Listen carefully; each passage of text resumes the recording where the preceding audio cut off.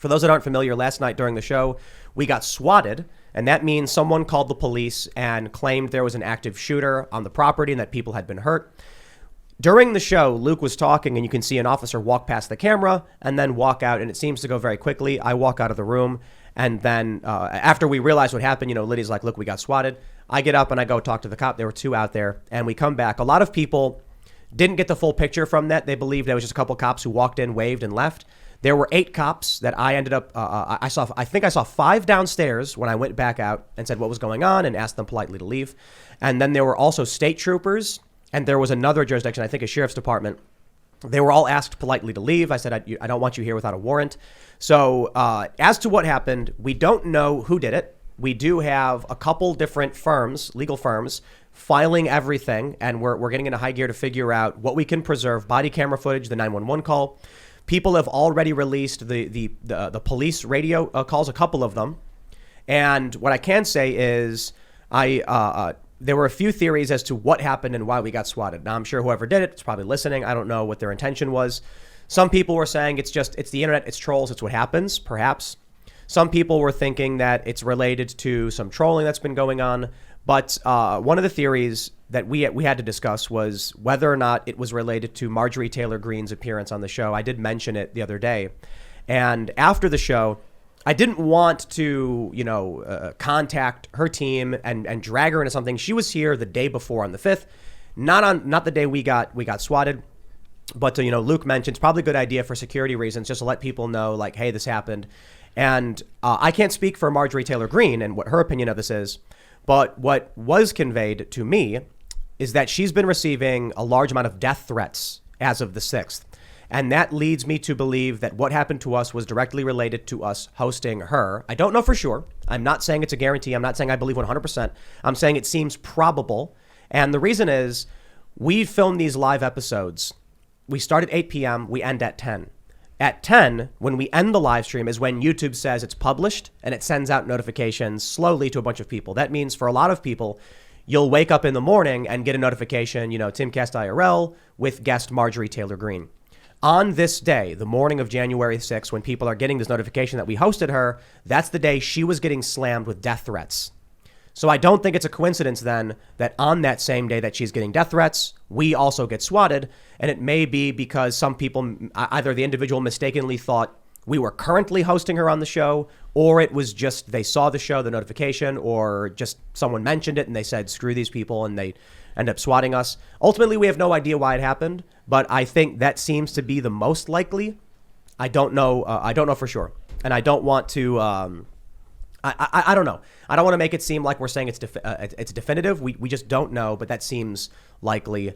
And I don't know if you guys wanted to add anything. Well, of course, this is a very serious matter. We were very lucky that one of our employees was outside and prevented the swatting, prevented the raid.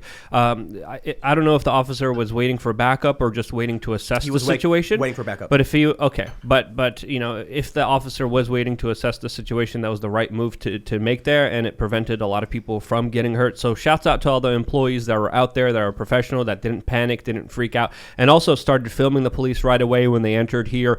There's a lot of questions surrounding that as well, but it was 3 different jurisdictions, a large number of police officers. We couldn't even count all the police cars that were here. So this was a major incident, and luckily it didn't get escalated. And we got a number of things at play, and we're going to do our best to find out what's going on here. There were also some of our staff reported police vehicles driving down the road back and forth. Yeah. So aside from the 8 or however many vehicles were in the driveway, and then there were, I believe, at least 8 officers walking around, maybe more. There were actually other officers driving around, because this is what people need to realize about this. So I can't give too much information away because there's an ongoing investigation. But we're very close to Washington, D.C.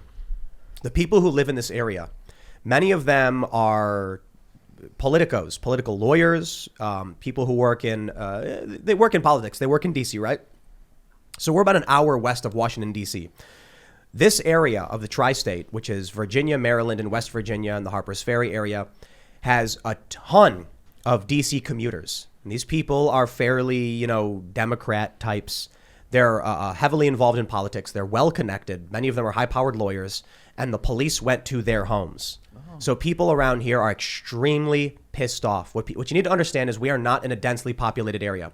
So when someone says, my address is 100 Fake Street, the cops are like, well, in the span of 2 miles, there's, 5 houses. And if we get one number wrong, then it could be the house a few miles down. So they got to send out a ton of cops. They had to go to a bunch of different houses that are far away from here and do wellness checks in all these places. So it wasn't just what we were experiencing. We got the brunt of it. We get all the cops. But my understanding is that the cops actually drove down very far to other homes and were knocking on doors. And people are let's just say, mildly perturbed. No kidding. At being disturbed over what had happened and being asked questions. And the cops saying, we're getting a report of a murder-suicide and we need to check your home. I don't know to what extent they went and checked other houses, but I can say that people are, my understanding is that people are angry. And what I was told is that, I was told, we can't tell you how, but we absolutely will find out who did this. So this is not the area that you want to be screwing with. Some people out here are like extremely wealthy, well-connected, political individuals. And it was bigger than just us, just this house. You know what bothers me about this? One of the things that bothers me about this is the exigent circumstance clause, like the Fourth Amendment of the Constitution. You have the right to protection from unreasonable search and seizure. But apparently, if there's an exigent circumstance, if there's some sort of emergency, then it's reasonable to search for the cops to bust into your house and search. You were mentioning that Rekieta Law said there was no exigent circumstances. This is what I learned from Rekieta Law last night. Actually, this is stuff that's coming from his show last night, which I would suggest going and watching. If they come here and they think, well, maybe this is a swatting, then there are no exigent circumstances at that point. So if they said that if there's evidence that they were on the police scanner saying we think this might be a swatting, but they came in anyway. No, he said it's probably a swatting. But they came in anyway. He said we're pretty sure this is a swatting. If they're pretty sure it's a swatting, but they came in anyway, they may have overstepped this exigent thing. I'm still on their side here. I want to work with these guys and the local cops and everything, but this exigent thing is very. I mean, you want to talk about totalitarian abilities to search your house, and if you have a pile of cash on your table and they take it because of civil asset forfeiture, I don't know if they're allowed to do something. I got like an that, advertisement on Instagram today for gag coasters that have lines of white powder on them. It was on Instagram, and it said gag gifts. And I was just thinking when I'm scrolling on Instagram, I'm like, what if we had something like that? Imagine. The issue is there's a reason why I don't want strangers in my home. I don't care if they're a police officer or not a police officer. When we vet people when they come here, we know who they are. Now, sometimes cops are criminals. Not all cops are good people. Cops are just people. So I understand they're coming here because they got a report and they want to help, make sure everyone's okay and everything like that. But once they figured that out, when 4 people actually in the driveway told them, everything's fine and you're wrong and you can't come in, and they said, yeah, we're pretty sure it's a swatting. Now we're going to come in anyway. I'm like, dude, that pisses me off a lot. It is so crazy to me that you need to say something like, I really don't want strangers in my house. I feel like you shouldn't have to say that. And I was going to ask, I don't know if anybody knows, and I didn't have a chance to look it up, but do we know if swatting is a felony in the state of Maryland? I don't know about the state. I'm pretty sure it's multiple felonies. Interesting. Yeah, I think it's not only like attempted murder. Yeah, of course. It depends on it would be the DA interpretation of whether it's attempted murder. I certainly think it is. People have often said it is. But filing a false police report, very serious, and multiple times. So that's got to be. I mean, look, you got Jussie Smollett. He got 6 counts of felony disorderly conduct for the false police reports. Right. In this instance, the severity of it, sending police officers, and you're putting the cops in fear of death. You're instilling the fear of death in them. I mean, these guys were probably adrenaline going a million miles an hour.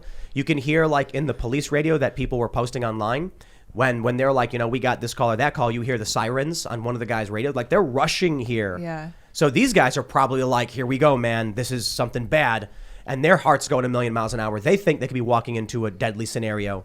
So I wouldn't say it's attempted murder on their regard, but you're certainly, putting them in extreme distress. Well, it's such a waste of resources too, if nothing else. Even if you're not like attempting to murder someone via SWAT, and saying that, treating a SWAT visit as attempted murder, that's wild to me. Like, you have to know that they're overusing force in that case, right? I think we need to call it exactly as it is.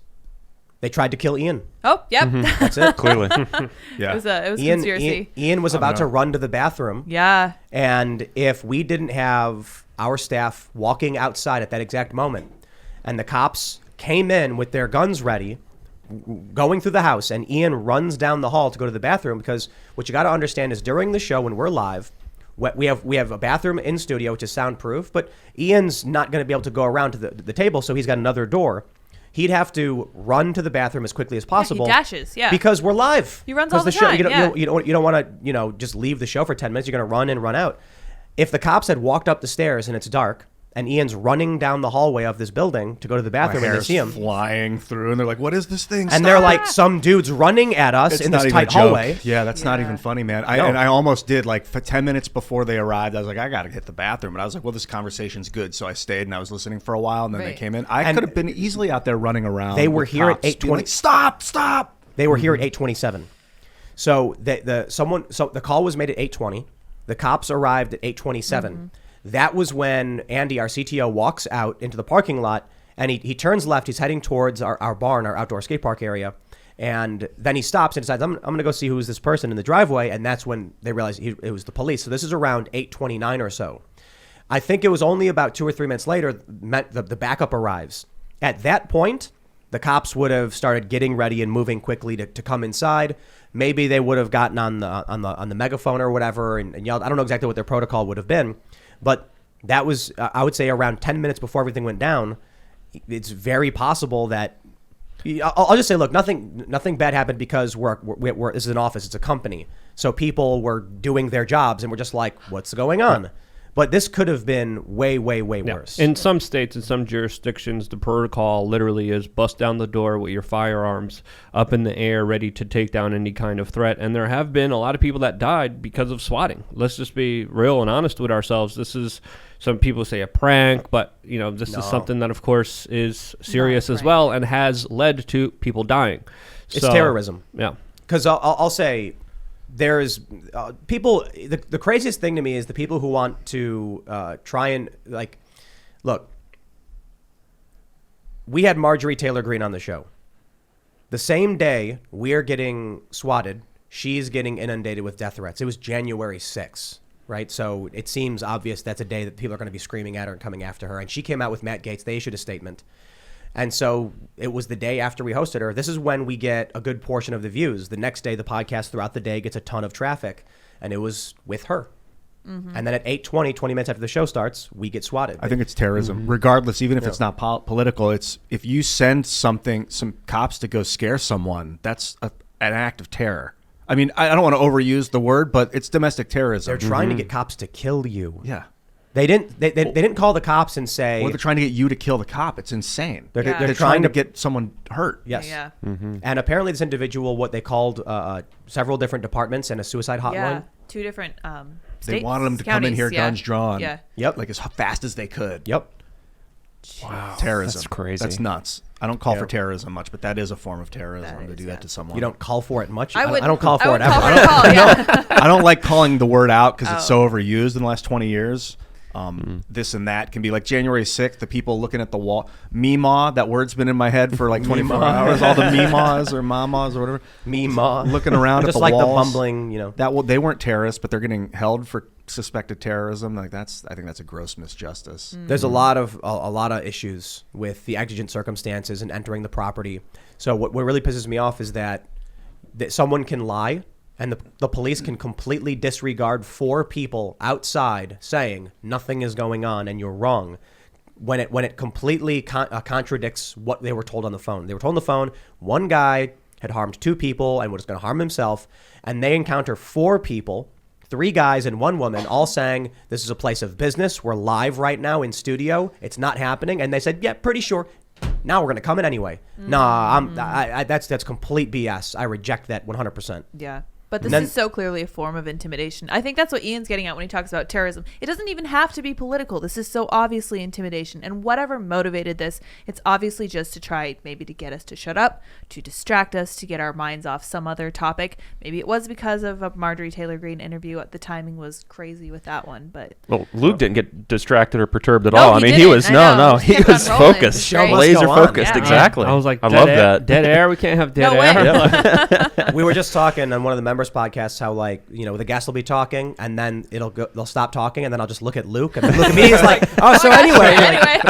ready to go. I don't know how I'm able to do it, but like I'm just able to continue the train of Great, thought yeah. as I'm like looking at everything that's happening, and it's just kind of continuing the conversation. It's Multitask. weird, All right. but I'm gonna start looking at Linda yeah, just next pitch now. it to me. Just throw it to Yeah, her. yeah, So yeah. we've got a couple different very excellent legal firms already filing paperwork like crazy. We're going for all the records, the police reports. We want to know what they said before, what they said Yes. after. We want the 911 call. We want to hear the person's voice.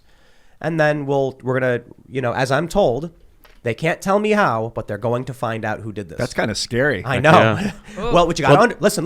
Let's get serious for a second.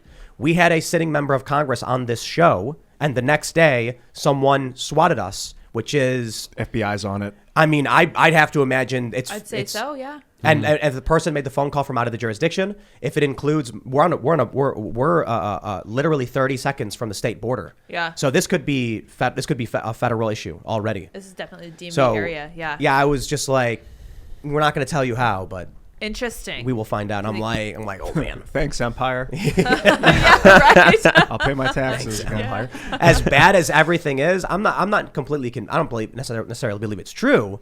I certainly believe there's powerful interests. Look, their attitude is we can fight with each other, but don't you screw with us. You look at what happened on January 6th. All of these members of Congress are like, we don't care if you're out in the streets hitting each other, but when you come to our house, It's so on. I don't know. Maybe they don't like MTG, but I'd also imagine they might be saying like, we may not like her, but the last thing I want is to go on a show to promote my campaign and have this happen. So they're a good going to be point. like, find this person, Yeah. shut it down. That's interesting. Yeah. I wonder if they'll use her to try to kind of send a message. I'd be fascinated to see what happens. And I'm curious if the FBI is on it. And I do want to know what these law firms have to say about the exigent thing. I want to know if there's like a case there to be made. Well, that's a I serious mean, I don't know issue. what we're gonna do. I mean, Like, I know, but- nothing happened and they left, so there's no standing for anything. Like, what really what are our anything. damages? But like, Mm-hmm. that They does. saw my home. I think we you gotta make a good remodel the whole point. thing now. How dare they? Because like, you can a government can redefine what a word means, and if they want to redefine exigent to mean like any thought that maybe someone's sneezing inside their house might be. They're actually pretty specific. There's like 3 exigent circumstances. They're imagine, very yeah. specific, and the one that we fell under was imminent harm was about to occur, but they clearly didn't believe that was the case. Right, which That's is why I'm to be like, determined. It's going to be.